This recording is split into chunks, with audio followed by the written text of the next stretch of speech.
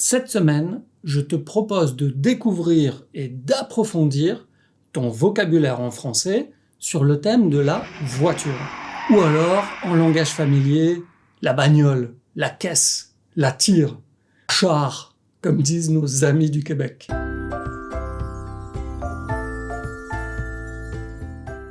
Et comme toujours, je te rappelle que tu trouveras l'ensemble du vocabulaire dans le petit PDF bonus avec des exercices et la correction pour t'entraîner.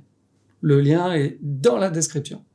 On va voir le vocabulaire français de la voiture pour désigner l'extérieur de la voiture, puis l'intérieur, et on va finir avec du vocabulaire d'objets, de situations qui sont directement liés à la voiture. Les éléments extérieurs de la voiture. La portière, le pare-brise, sur le pare-brise pour voir quelque chose quand il pleut, l'essuie-glace, le capot à l'avant, le coffre à l'arrière pour éclairer le phare, quand tu tournes le clignotant, et bizarrement, il semblerait que ce soit un objet, un truc en option dans beaucoup de voitures françaises. Le rétroviseur pour regarder derrière, la roue, sur la roue, le pneu, et tu remarqueras que plus tu descends dans le sud de la France, et plus ce mot va devenir pneu. Parce que dans le sud, on aime bien ajouter des E dans les mots. Mais si tu veux le prononcer correctement, pneu. Et si tu as un trou dans le pneu, donc si tu crèves, tu auras besoin de la roue de secours. Et dans cette même zone, il y a également la jante, que certains aiment les plus larges possibles. Le pare-choc à l'avant et à l'arrière, pour écouter la radio, l'antenne, au-dessus, le toit ouvrant, et si ta voiture te permet de rouler les cheveux au vent, la capote. Alors attention, parce que ce mot sert également à désigner ça. Et ça s'appelle aussi une capote. L'aile,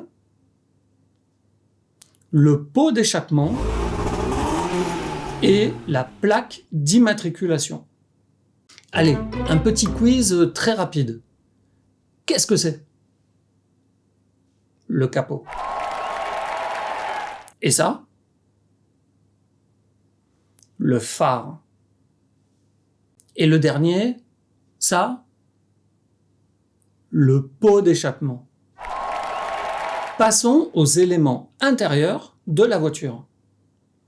Pour pouvoir diriger la voiture, le volant. Pour prévenir les autres que tu arrives, le klaxon. Pour t'asseoir, le siège. Pour la sécurité, la ceinture de sécurité. L'appui-tête. Si des enfants sont dans la voiture, le siège enfant. La pédale. Dans une voiture manuelle, il y en a 3. La pédale d'accélérateur pour avancer, la pédale de frein pour s'arrêter ou pour ralentir, c'est-à-dire aller moins vite, et la dernière, la pédale d'embrayage pour passer les vitesses. Devant toi, le tableau de bord. Et sur le tableau de bord, le compteur de vitesse ou le compteur kilométrique. À côté, le compte-tours, la climatisation pour l'été, le chauffage pour l'hiver. Pour se distraire, pour écouter de la musique, la radio. Pour savoir quelle route prendre, le système de navigation, on dit aussi le GPS. Pour passer les vitesses, le levier de vitesse. La boîte à gants. Tu te rappelles le petit miroir pour regarder derrière, à l'intérieur, le rétroviseur intérieur. On dit aussi le rétro. Pour ne pas salir la voiture, à l'intérieur, le tapis de sol. Le frein à main. L'airbag. Allez, là aussi, un petit quiz très rapide. Pour tourner les roues, tu utilises le volant. Encore deux. Pour respecter les limites de vitesse, tu regardes le compteur de vitesse. Et le petit dernier, pour pouvoir voir ce qu'il se passe derrière toi, tu regardes dans le rétroviseur intérieur ou extérieur. Et finissons avec les objets ou les situations qui sont liées à la voiture. Pour pouvoir rouler, encore aujourd'hui, la plupart des voitures ont besoin d'aller à la station-service. Et là, tu pourras mettre du carburant, de l'essence dans ta voiture. Et comme type d'essence, à la pompe à essence, tu as le choix entre le sans-plomb et le diesel. Alors oui, je sais, il existe d'autres types de carburants, mais je te présente ici ceux qui sont vraiment les plus fréquents et les plus connus. Souvent disponibles à côté des pompes à essence, pour que ta voiture soit toute propre, la station de lavage automatique. Ça y est, tu traverses la France pour aller dans le sud, direction la plage. Le moyen le plus rapide et le plus sûr, c'est d'emprunter l'autoroute. Là, tu vas pouvoir rouler à 130 km/h, mais également passer à la caisse. Et donc, pour payer sur l'autoroute, tu vas t'arrêter au péage. Et puis, comme tu es quelqu'un de sérieux, toutes les 2 heures, comme le recommande la sécurité routière, tu feras une pause sur l'aire de repos. Tu viens d'arriver dans ta destination de vacances et tu as besoin de te garer, de garer ta voiture, de la stationner. Pour ça, tu vas trouver une place de stationnement sur le parking. Mais attention à l'amende. Si tu as vu la vidéo sur les noms de villes amusants en France, tu te rappelles certainement de ce mot, l'amende, avec un E.